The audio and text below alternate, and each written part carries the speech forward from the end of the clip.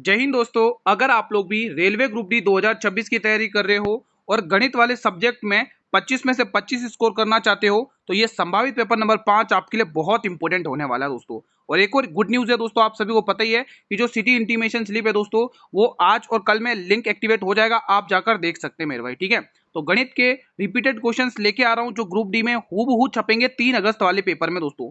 तो ये क्लास पूरी देख लेना, एक एक क्वेश्चन आपको अच्छे से प्रैक्टिस कर लेना है, इसी प्रकार का पैटर्न आएगा आपके एग्जाम में। ठीक है, तो पहला सवाल आपके स्क्रीन पर आ चुका है। आप सभी को पता है समीकरण वाले क्वेश्चन बहुत पूछे गए हैं 2025 और 2026 के पेपर में, तो ये आपके लिए इंपॉर्टेंट बनेगा। तो सॉल्व करेंगे इसको, कैसे सॉल्व करेंगे? देखो आपका टारगेट 25 में से 25 है दोस्तों। अगर आप 25 में से ये 25 स्कोर करना चाहते हो मैथ वाले सब्जेक्ट में तो इस क्लास का एक एक क्वेश्चन कर लेना, बहुत इंपॉर्टेंट है दोस्तों।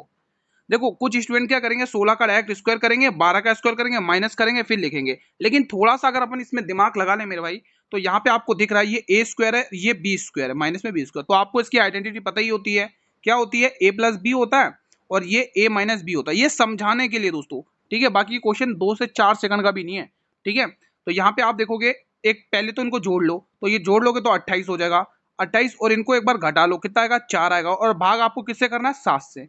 तो आंसर आ चुका ऑप्शन नंबर सी। क्योंकि दोस्तों आप यहाँ पे इसको सिंप्लीफाई करोगे, 7 चौके 28 होता है और 4 चौके 16 होता है। तो ऐसे आप इस क्वेश्चन को कर सकते थे। ठीक है, जब आपको समझ में आ जाना दोस्तों तो आपको ये वाला जो पोर्शन मैंने डिब्बे में बंद किया ये आपको बिल्कुल भी नहीं करना पड़ेगा, सिर्फ आपको ये वाला पोर्शन करना पड़ेगा। ठीक है, अगला क्वेश्चन, ये सवाल बनाइए मेरे भाई। एक रिक्वेस्ट आप सभी से है, जब भी आप दोस्तों क्लास के जितने भी क्वेश्चन आप अटेंड करते हो, स्टार्ट करते हो, तो पूरी क्लास देख के आपको बेस्ट रिवीजन मिलेगा। ठीक है, ऐसे ही क्वेश्चन आपको एग्जाम में देखने को मिलेंगे इसी पैटर्न पर आधारित। देखते आज की क्लास से आप कितने सवाल बनाते हो, प्लीज मुझे कमेंट बॉक्स के माध्यम से जरूर बताइएगा सभी स्टूडेंट। ठीक है, अब तो एग्जाम के भी 7-8 दिन बचे हुए हैं। ठीक है मेरे भाई, एक ट्रेन है जो 180 मीटर लंबे प्लेटफॉर्म को 24 सेकंड में पार कर रही है, फिर तथा 300 मीटर लंबे प्लेटफॉर्म को 30 सेकंड में पार करती है, तो ट्रेन की लंबाई की याद कीजिए। अब ये बहुत ही शानदार क्वेश्चन है, मजा आ जाएगा इसको करने में। तो कैसे आप इसको सॉल्व करेंगे, देखिए ध्यान से देखिए। 180 मीटर लंबे प्लेटफॉर्म को 24 सेकंड में पार करिए, तो ट्रेन की लंबाई यहाँ पर पता चली कि आपको? बिल्कुल भी नहीं, हमें तो ये 180 मीटर प्लेटफॉर्म की लंबाई दे रखी है। तो यहाँ पे आपके पास समय है प्लेटफॉर्म की लंबाई, तो क्या होता है दोस्तों? लंबाई प्लस 180। यहाँ पे दोस्तों जब ट्रेन किसी प्लेटफॉर्म को पार करती है तो खुद की लंबाई और उस प्लेटफॉर्म की लंबाई को पार करती है, कितने सेकंड में? 24 सेकंड में। उसी तरह से वही ट्रेन 300 मीटर, यहाँ पर भी लंबाई नहीं पता है, तो 300 मीटर लंबे प्लेटफॉर्म को यहाँ पर वो कितने सेकंड में? 30 सेकंड में। अब थोड़ा इसको सिंप्लीफाई कर लो, आंसर आ जाएगा। देखो 6 की टेबल से मेरे भाई 4 बार और 6 की टेबल से मेरे भाई 5 बार, क्रॉस मल्टीप्लाई कर लो। 5 को इससे मल्टीप्लाई करो, देखो 5 को एल से मल्टीप्लाई करो 5L। ठीक है, और यहाँ पर देखो 4 को एल से मल्टीप्लाई करो 4L, तो 5 और 4 का अंतर कितना आएगा? 1L आएगा, मतलब कि लंबाई आएगी। ठीक है, और यहाँ पर देखोगे 180 पंचे 900 होता है, और 4 गुना 300 1200 होता है। 1200 में से 300 कितने? 900 गए, कितने बचेगा? 300 बचेगा। तो ट्रेन की लंबाई आ चुकी है, ऑप्शन नंबर ए। कौन सा ए? नहीं, डी वाला ऑप्शन है। ठीक है, तो आप ऐसे ओरल ही कर सकते हो दोस्तों। ठीक है, कोई डाउट नहीं है, इजीली समझ में आ गया। देखो जहां पर आपको डाउट हो तो तुरंत कमेंट बॉक्स में पूछ लेना। आज ये हमारी 5वीं क्लास है मेरे भाई, संभावित पेपर की 5वीं क्लास है मेरे भाई। अगर आपको 25 में से 25 स्कोर करना है तो मैंने इसकी एक सेपरेट प्लेलिस्ट बनाई है, आप उस प्लेलिस्ट में जाइए, एक एक वीडियो को पूरे अच्छे से सॉल्व कर लीजिए, आप एग्जाम में बहुत अच्छा स्कोर करके आओगे। ये मैं आपको गारंटी देता हूँ, विश्वास देता हूँ दोस्तों, स्कोर अच्छा करके आओगे। एक राशि 2 वर्ष में साधारण ब्याज 2640 रुपए और 5 सालों में 3600 रुपए, तो मूलधन ज्ञात कीजिए। यहाँ पर दर भी निकालना सिखाऊंगा, क्योंकि दर भी पूछ सकता है आपसे और मूलधन भी पूछेगा आपसे, दोनों ही चीज सीखेंगे हम यहाँ पर। ठीक है, तो आप देखेंगे यहाँ पर, देखो आपके पास समय कम बचा है, सिर्फ आपको रिवीजन करना है, कोई ज्यादा नया नहीं पढ़ना है, क्योंकि 7-8 दिन में आप नया क्या ही पढ़ लोगे। ठीक है, जितना पढ़ा उतना ही रिवीजन कर लो, इतना ही सफिशियंट है। तो देखो 5 सालों में 3600 रुपए, फिर यही धनराशि 2 सालों में कितनी हो रही है? 2640 रुपए। 2640 रुपए। मैंने कहा हम साधारण ब्याज सॉल्व कर रहे हैं, तो मैंने कहा आप 3 साल का ब्याज यहाँ पे देखो घटा कर देखो कितना आ रहा है। 3 साल का ब्याज 0, और 10 में 4 6, 15 में कितने? 15 में 6 9, तो 960 रुपए है 3 साल का ब्याज। मैंने कहा हम साधारण ब्याज सॉल्व कर रहे हैं, साधारण ब्याज सालाना होता है, तो 1 साल का ब्याज आपको पता चल जाएगा। तो कितना आ रहा है?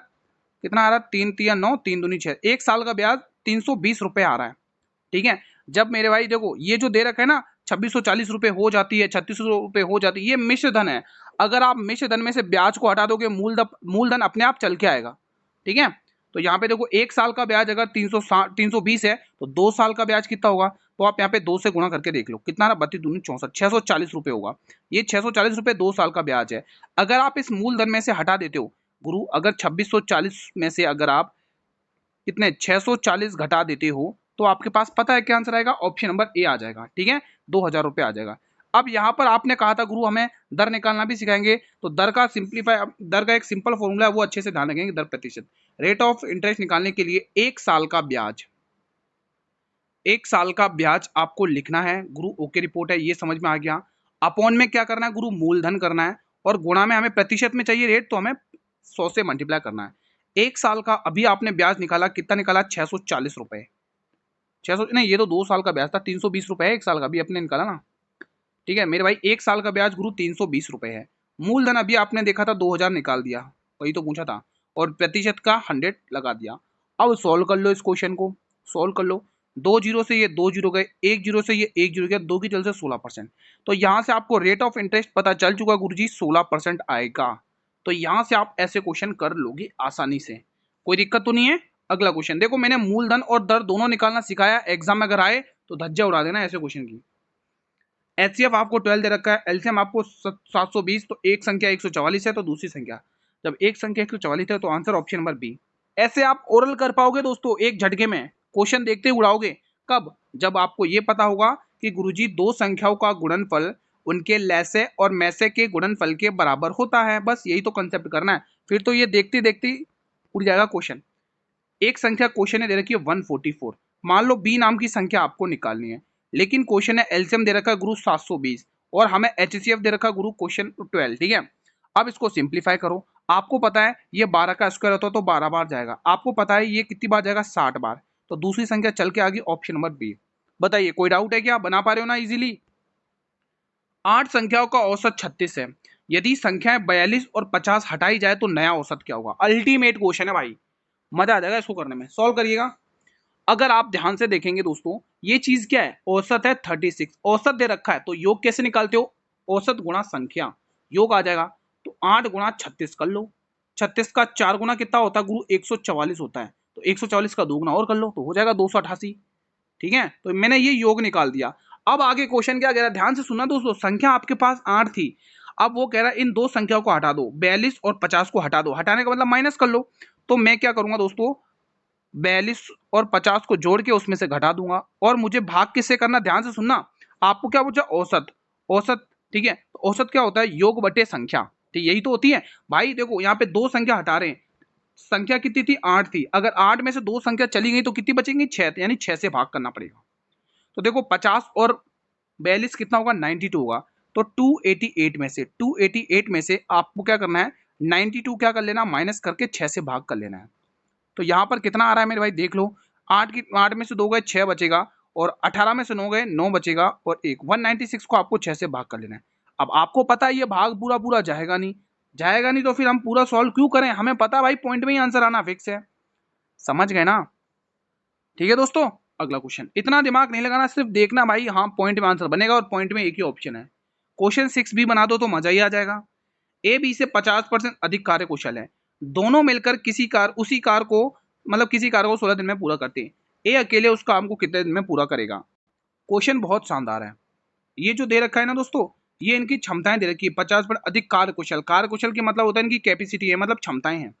तो देखो ए बी से 50% अधिक कुशल है, अगर बी एक की क्षमता से काम करता है तो ए उसकी 2 की क्षमता से काम करेगा, दोनों की मिलाकर क्षमता गुरु 3 हो जाएगी।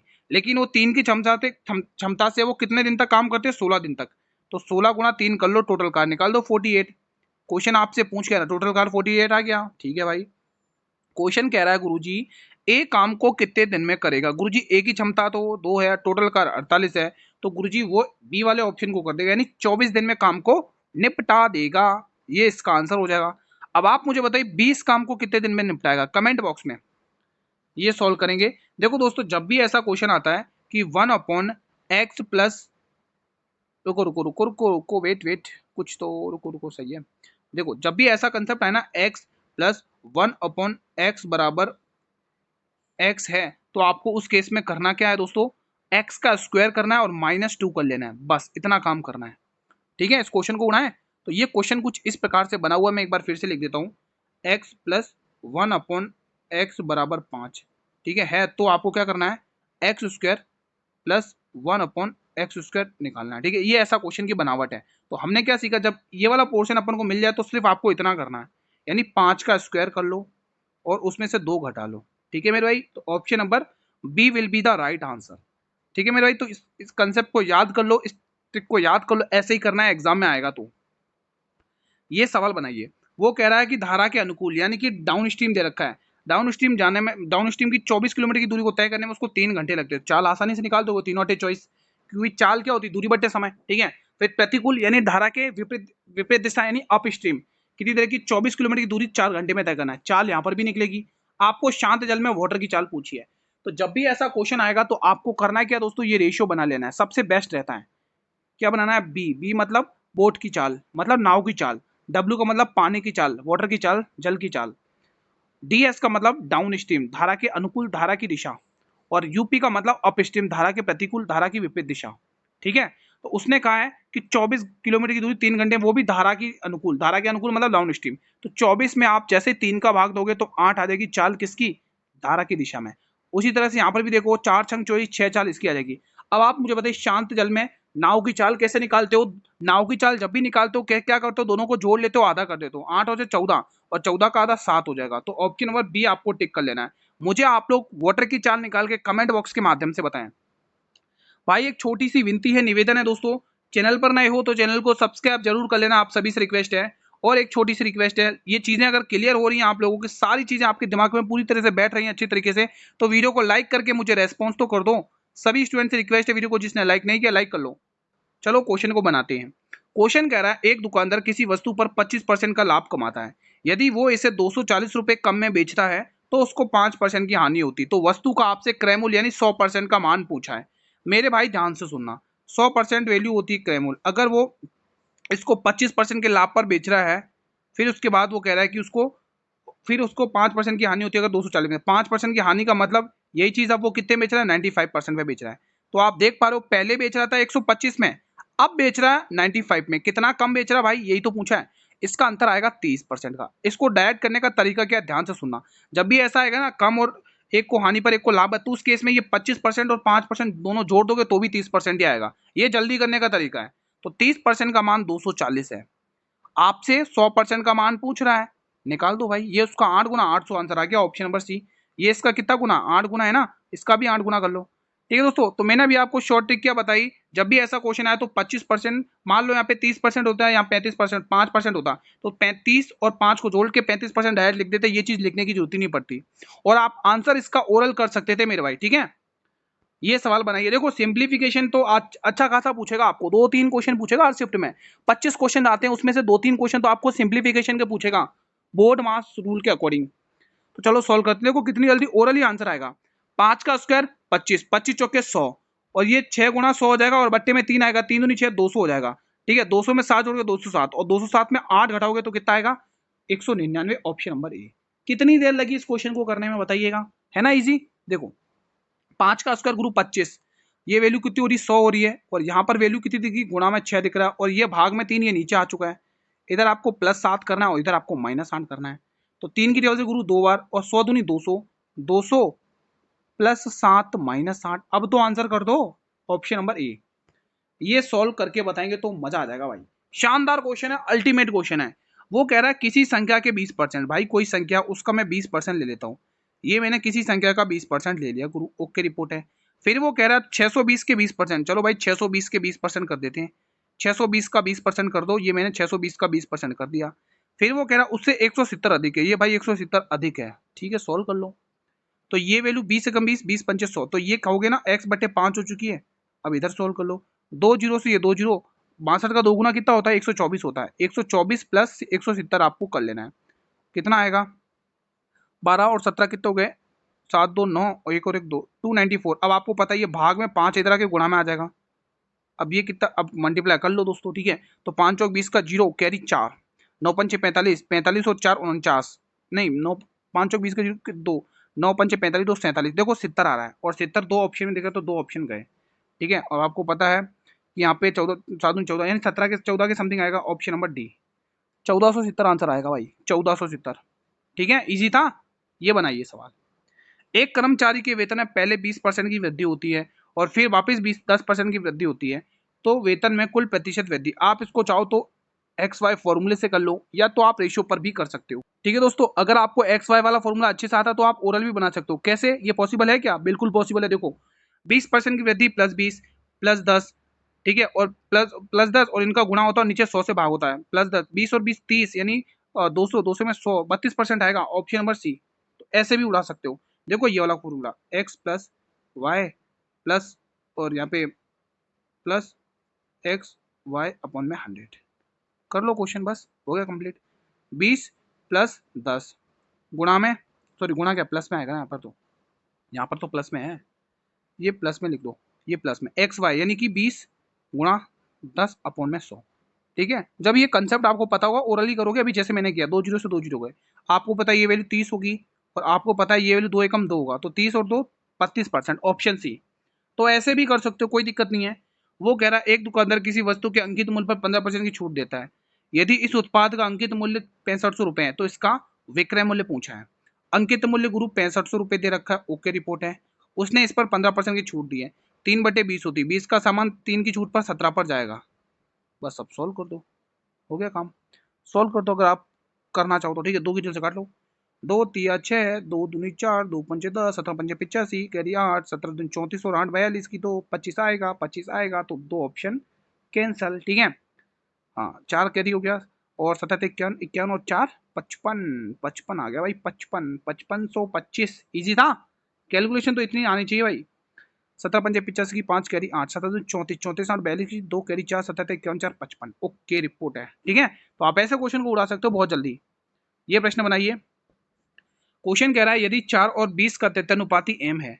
अब तृतीयानुपाती की बात करें गुरु तो क्या होता है, b गुणा b अपॉन में a होता है, तो वही कर लो। तो 20 गुणा 20 कर लो और नीचे 4 लिख दो, और इधर क्या दे रखा है, क्या दे रखा है, 50 गुणा 50 और नीचे m लिखना है। ठीक है, ये वैल्यू 4 है, वैल्यू ध्यान रखना। सोल्व करते हैं। 4 की टेबल से 5 बार, 5 की टेबल से 10 बार, 1 जीरो से 1 जीरो, 2 की टेबल से 25 bar is the right answer. और क्या आएगा आंसर, बी वाला ऑप्शन। ठीक है, ये बनाइए। बेईमान दुकानदार भाई मजा आ जाएगा क्वेश्चन को करने में। बेईमान दुकानदार वाले क्वेश्चन करने में मजा ही कुछ और है, ध्यान से सुनेंगे। वो 10% की हानि पर बेचता है, तो आप यही कहोगे गुरु जी 100 रुपए का सामान था, 10 की हानि पर यानी 90 पर बेच दिया। फिर वो दुकानदार क्या करता है, गेम करता है, यानी थोड़ी सी धोखाबाजी करता है। 50 ग्राम के बजाय वो आपको 40% का बाट यूज करता है। आपने सोचा कि उसने गुरु 50 का ग्राम मतलब ग्राम यूज किया बाट, ठीक है, लेकिन एक्चुअल में उसने 40 ग्राम का बाट यूज किया, तो कितने का हमें नुकसान किया उसने, तो देख सकते हैं यहाँ पर 1 जीरो से 1 जीरो, तो 100 चौके 400, 400 रुपए का सामान था गुरु, 9 पंचे 45 यानी 450 में बेच दिया, तो गुरु उसने 50% का प्रॉफिट कमा लिया, किसके ऊपर, 400 के ऊपर। तो मैं कह सकता हूँ ऑप्शन नंबर सी। ठीक है, ये मैंने एकदम से कैसे चेक कर दिया दोस्तों, जैसे आप ये 2 जीरो से 2 जीरो उड़ोगे, 50/4 का मतलब 12.5 ही होता है। ये बताइए, माना कि जल में नाव की चाल, देखो जब भी ऐसा ये दिख जाए तो बी डब्ल्यू डीएस और यूपी, अभी जस्ट बताया था ये चीज क्या है। तो देखो उसने बोला नाव की चाल 17 किलोमीटर, ये 17 किलोमीटर, वो कह रहा है धारा की चाल 5 किलोमीटर। अब वो कह रहा है नाव को धारा की दिशा में 110 किलोमीटर जाने के लिए कितना समय लगेगा। अब समय क्या होती है, दूरी बट्टे चाल। अब आपके पास दूरी तो दे रखी है, अब चाल क्या होगी वो आपको निकालना है। तो यहाँ पे 17 और 5 कितना होता है मेरे पास, 23 होता है, ये आ गई चाल। अब आपको 110 की दूरी कवर करनी है, वो भी 23 में, 23 में। ठीक है, 23 में कवर करानी है, चलो अब निकाल दो भाई। 23 कहाँ गया, 23 कहाँ आएगा, 22 आएगा, 17 5 22, 17 5 22। ठीक है, अब आपको 110 की दूरी तय करानी है, दूरी बट्टे चाल, ये कर लिया, दूरी बट्टे चाल आ चुका आंसर। ठीक है, तो 5 घंटे लग जाएंगे। चलो मुझे बता दो अप स्ट्रीम की वैल्यू क्या होगी भाई, मतलब अगर यही दूरी धारा के प्रतिकूल चलाना होता है 110 में, तो ये कितने में जाती, प्लीज मुझे कमेंट के माध्यम से रेस्पॉन्स करें। चलिए भाई, क्लास का ये लास्ट प्रश्न था, हमें तो पता नहीं चला। ठीक है, तो आज का सेशन ये पर वाइंड अप करते हैं। बताइए कैसा रहा आप लोग का रिवीजन, कितने क्वेश्चन बनाए आप लोगों ने। एक बार मुझे कमेंट के माध्यम से सभी भी रिक्वेस्ट कर मतलब कि रेस्पॉन्स करेंगे कि सर कितने क्वेश्चन बने। ठीक है, चीजें क्लियर हुई हैं मेरे भाई, तो बिना रुके वीडियो को लाइक और शेयर जरूर कर लेना दोस्तों। लाइक तो कर ही लिया करो भाई, आप ही की क्लास चलती है, डेली आपके लिए मेहनत कर रहा हूँ, तो वीडियो को लाइक और शेयर तो बनता भाई।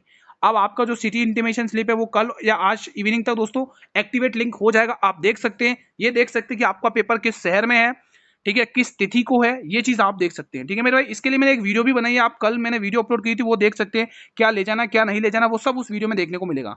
कब एडमिट कर आएंगे, कब, वो सब सब उस वीडियो में है, आप कल वाली वीडियो देख लेना। चैनल पर नए हो तो चैनल को सब्सक्राइब कर लेना, बेल नोटिफिकेशन बेल को प्रेस कर लेना, ताकि आने वाले हर वीडियो का नोटिफिकेशन मिलता रहे। मिलेंगे एक और नई क्लास में, तब तक जय हिंद जय भारत।